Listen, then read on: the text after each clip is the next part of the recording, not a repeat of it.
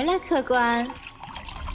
今天小青给大家带来的是血腥刺激的小丑红茶，各位走过路过不要错过，一起来看这部由2025年上映的最新电影《森林小丑》。故事开始前别忘了订阅小青，茶楼每2日上新，小青将继续努力为大家带来更多精彩的内容，多谢大家啦。在一个阳光明媚的夏日周末，为了庆祝恋爱纪念日，麦克带着女友苏西前往一片森林休闲露营地，期望度过一个惬意而美好的假期，并希望通过故地重游帮助苏西解开童年的心结。他们自幼青梅竹马，感情深厚。露营地有一间简陋的小屋，远离城市的喧嚣，感受大自然的怀抱。对于身为作家的苏西来说，将会是一个激发灵感的好机会。可麦克发现窗外似乎有个小丑在窥视着他们，当苏西去查看时又消失不见，正令麦克怀疑自己是否看花了眼。正当他们要亲密时，响起一阵急促的敲门声，麦克认为肯定是乱闯的小孩。然而这些诡异的事并不会影响他们的兴致，在这里他们还结识了2对情侣，花衬衫和背心男，以及同样恩爱的爱丽丝和小黑哥。6人相约明天一起野餐。晚上，苏西夫妻俩在公共淋浴间亲密，外面不时响起巨大的动静。麦克气愤地探头查看，咒骂出声，一定是白天的臭小孩在捣鬼。之后2人相拥入眠，在梦中，苏西不停寻找着一个名叫查理的人，那恐怖的面容将他吓醒。看着四周简陋的环境，他的心中泛起一阵隐隐的不安。早上的洗漱时间，麦克向情侣哥俩抱怨昨晚的臭小孩打扰了他们的兴致，可对方直言这里并没有淘气的孩子，他也没看到任何小丑。难道自己真的看花了眼？很快愉快的野餐时间到来，6人聚在一起有说有笑。爱丽丝开心地和大家分享自己和男友的恋爱趣事，他们的感情深厚，即使在一起已经3年，依旧如热恋般恩爱。当问起麦克和苏西的感情，麦克直言其实他们小时候就曾生活在这片森林附近，只是现在已经被开发成露营度假区，改变了原来的样貌。这次重返故地，就是希望苏西能摆脱那个心理阴影。苏西闻言惊讶不已，她完全忘记了这个地方。一时间，童年的那件事浮上心头。在幼时，苏西有一个好朋友查理。查理性格内向，他的爷爷是当地知名的小丑表演家，因此对查理的要求极为严格。查理总是被迫学习各种魔术表演技巧。在一个夜晚，急切想要得到父亲认可的查理想要表演一段魔术，可是父亲内心也是十分排斥爷爷对查理的教学，他斥责着无聊的魔术，这令查理十分伤心。母亲出言安慰，不料意外就在此时发生。这场车祸夺去了父母2人的生命。自此，查理由爷爷单独抚养，小小的身躯承载着爷爷未完成的梦想。每当查理练习失误，就会遭到爷爷的严厉责骂。他的同学麦克曾经常淘气地出言嘲笑，甚至带头排挤查理，直言他是害死自己父母的克星。苏西看在眼里，疼在心里，他常常鼓励安慰查理，给他带去一丝温暖。一天，查理带着苏西在自己的秘密小窝里表演魔术，扑克牌不慎划伤了苏西的脸颊，她哭泣着冲下楼，却不慎滚落在地。爷爷闻言赶来，再次责骂查理，他以为苏西被自己害死了，慌张地冲上街头，正巧遇上麦克，再次遭到嘲笑的他这次忍无可忍。在打伤麦克后，查理跑进树林，至此消失不见。有人说他失踪了，也有人说他意外去世了。20年来，这件事始终是堵在苏西心间的一块大石头。原来他当年只是装死来吓唬查理，没想到竟永远失去了好友。2个家庭忍受不了镇民们的指责，于是选择搬离这里。麦克出言安慰，希望女友尽快摆脱心底的愧疚。小黑哥此时迫切需要的是找片隐秘的地方解决内急问题。剧情至此，终于进入小青和大家期待的追杀环节。如果我没猜错，在恐怖片中，黑人往往是最早领便当的。大家快和小青一起在评论区留言，保佑小黑哥。这边小黑哥一边翻阅手机，一边往森林中走去，身后传来的动静并不能让他警惕起来。他接连3次回头，依旧觉得自己是幸运之子。突然小丑出现在眼前，要给他表演魔术。小黑哥气愤地当场提裤子走人，可推倒小丑的动作惹怒对方，这次只怕小黑哥是有去无回。小丑如猎豹一样迅速爬行扑倒对方，欺身而上之下，玩味地拽出他的野猪。在他看来，一只眼睛、两只眼睛到没有眼睛的过程，宛如一场精彩绝伦的魔术表演。这场表演结束后，小丑隐藏在树后消失不见，小黑的惨叫如同一声惊雷，打破众人原本愉快的氛围，整个空间都弥漫着一种不祥的预感。大家立刻起身去寻找小黑，爱丽丝迫切需要确认男友的安全，众人在树林中呼唤寻找，地上的一滩血迹令爱丽丝直接崩溃，手机根本没有信号，他们无法获取外界的帮助。度假的时间到此为止，众人决定分头行动。麦克带领情侣哥俩沿着血迹继续寻找，苏西则带着爱丽丝返回营地寻找信号，尽快发送救援信息。三人继续深入树林，却不知小丑就在附近，一直跟随紧盯着他们。他们的命运又会如何呢？苏西和爱丽丝终于返回营地，在时有时无的信号中，爱丽丝终于拨通了小黑的手机，只是电话对面竟传来诡异的笑声和马戏团的音乐声。苏西立马电话通知麦克，森林中似乎有什么危险人物潜伏其中，只是断断续续的信号根本无法听清苏西的提醒。就在此时，不远处传来一阵动静，麦克呼唤着小黑查看，可映入眼帘的竟是恐怖的小丑。原来并不是自己看花了眼，森林中真的有恐怖的危险。三人立马掉头就跑，只是任凭他们再快，似乎始终都在小丑的玩弄中。他藏在三人的必经之路上，像猎豹捕食猎物一样，在身后疯狂追赶。花衬衫又怂又勇敢，一拳将小丑打退。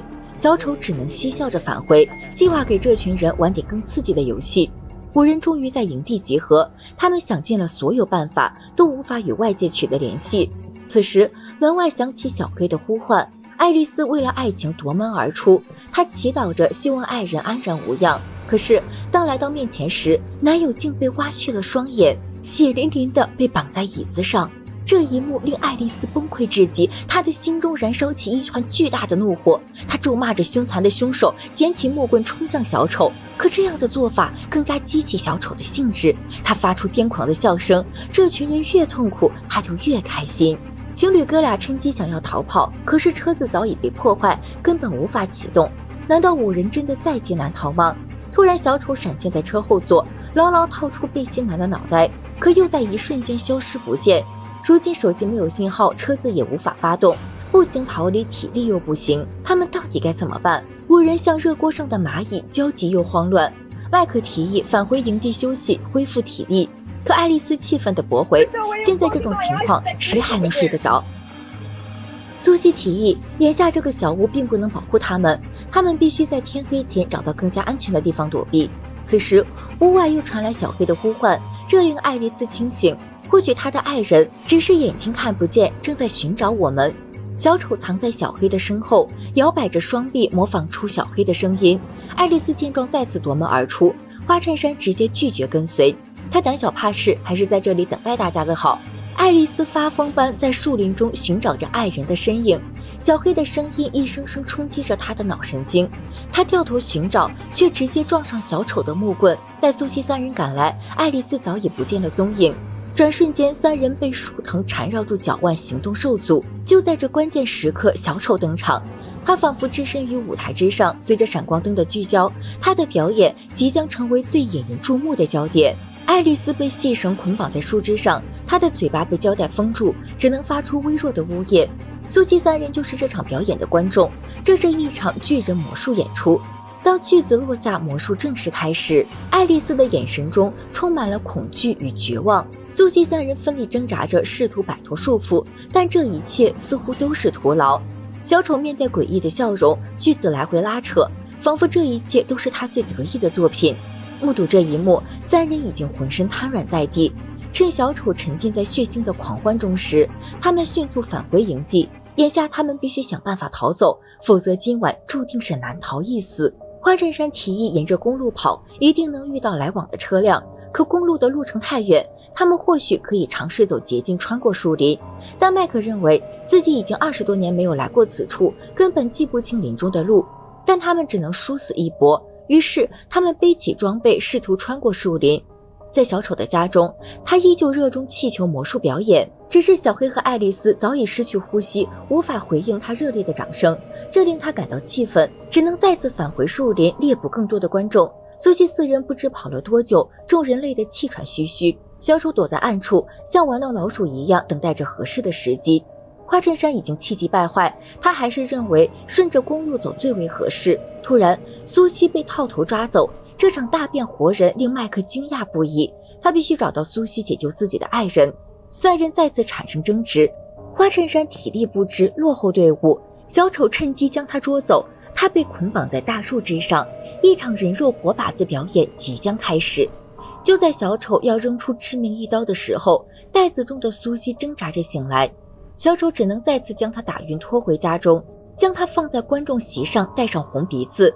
当他醒来时，被眼前的一幕吓得魂飞魄散，却再次被打晕。麦克和背心男已经慌不择路，二人互相指责，为各自的爱人担心着，完全没有注意到树荫之下，小丑正在伺机而动，他们的处境同样危险。误打误撞间，他们寻找到花衬衫的身影，二人立刻上前解救，没想到小丑又从树后现身。麦克只担心自己的爱人，他大声质问着苏西的踪迹，可小丑直接实施障眼法，消失不见。粉末令麦克神志不清，背心男被麻袋套头。此时聚光灯亮起，小丑食指绕圈，背心男的头颅瞬间消失不见，当场尸首分离。小丑大笑着返回家，独留麦克和花衬衫在树林中崩溃大哭。待苏西醒来时，他清楚地知道自己的处境，此时必须逃离，于是他抓起桌子上的刀子，用力割开绳索。在小丑杂乱的家中，他发现一套熟悉的服装，还不待仔细思索，墙上那张报纸震慑着他的瞳孔，正是查理失踪的新闻报道。那套服装不正是诱使自己失踪好友的吗？此时小丑归来，苏西大声质问着：“你是谁？你对查理做了什么？”查理这个名字令小丑顿感惊讶，他口中不断念叨着查理这个名字，回想起当年的一切。当年苏西滚落楼梯装死来恶作剧，他内心无比自责和愧疚，于是他藏在森林中，苦心钻研魔术表演技巧，自此走火入魔，心理逐渐扭曲。接着他向苏西表演了气球魔术，看着这熟悉的表演，苏西一下便明白了，眼前的小丑竟是自己的好友查理。一瞬间，往日的回忆冲进脑海，小丑抱头痛哭，他自责自己曾杀掉了苏西，失去了最好的朋友。苏西连忙解释，试图安抚查理的情绪，他一声声道歉着，以拥抱来安慰对方。这时麦克寻至此处，将小丑打晕。得知这个杀人小丑就是曾经那个懦弱胆小的查理时，麦克当即就要赶尽杀绝，却被苏西阻拦。他恶狠狠地发出警告：“查理，你就是个精神病！”晕倒的查理思绪回到20年前的那天，在他和苏西的游戏中，内心的小丑在暗处始终窥视着他们。那小丑如同自己内心的映射，像个冷漠的恶魔凝视着小查理。查理已经回忆起了一切，在这无尽黑暗的森林中，他熟悉这里的每一棵树木，每一条道路。他要复仇，为当年那个小查理复仇。所有人都无法逃出这片森林，于是他穿过捷径，他藏在麦克身后，像一头凶狠的野兽，扑上前扼住麦克的咽喉，全然不顾苏西的求饶。就当他要终结苏西的时候，花衬衫赶来打倒查理。眼下麦克昏迷不醒，二人根本没有力气将他带走。在花衬衫的劝说下，苏西忍痛抛下麦克继续逃亡。只是二人离开后，查理扛起麦克，一步步走向森林。他的魔术表演已经拥有4个现场观众，等待麦克的又会是什么魔术表演呢？逃至公路上的苏西二人终于遇到一辆路过的车，虽然这将是他们渺茫的生存希望，但是看着车中二人的小丑装扮，他们迟迟不敢上车，只能继续沿着公路步行。他们真的能逃脱吗？本片完。影片以开放式的结局结尾，留给我猜测主角团最终命运的空间。查理是影片的核心矛盾体，他的小丑装扮不仅是身份伪装，更是童年创伤的具象化。通过他充满鲜明的魔术表演形式的犯罪行为，查理符合创伤后应激障碍，颁发解离性身份障碍。我们不难看出，造成查理这样性格的罪魁祸首是爷爷的教育和朋友们对他的排挤。综合来看，这部影片创新性很好，只是在小青看来，可能是受到成本的限制，全片缺乏精致的拍摄和后期视觉效果。你们有什么看法呢？欢迎在评论区留言分享。好啦，今天的故事到这里就结束了。出门前不要忘记留下我的茶签，各位的点赞、分享和评论才会让小青有更多的动力哦。那我们下期节目再见了，